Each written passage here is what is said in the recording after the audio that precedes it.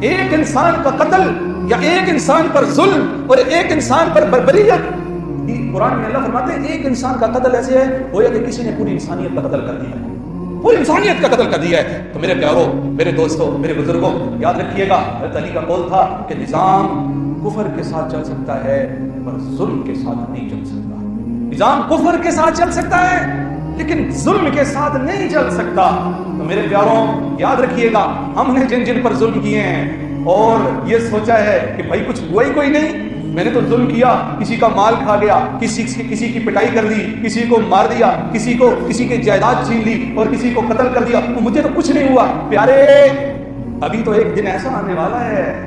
ہاں، جس کے بارے میں فرمایا انما یؤخرہم لیوم تشخص فیہ الابصار، ہاں میں مہلت تو دے رہا ہوں لیکن ایسا دن آنے والا ہے کہ آنکھیں جب اس دن کو دیکھیں گی کھلی کی کھلی رہ جائیں گی۔ اسی لیے کسی نے کسی پر ظلم کیا ہے یاروں، اس سے معافی مانگ لو، اس سے کہہ دو کہ بھائی غلطی ہو گئی، اس وقت پتہ نہیں چلا، طاقت کے نشے میں تھا، اپنے مال کے نشے میں تھا، اپنی جوانی کے نشے میں، پتہ نہیں چلا، مجھے خدا کا واسطہ ہے معاف کر دو۔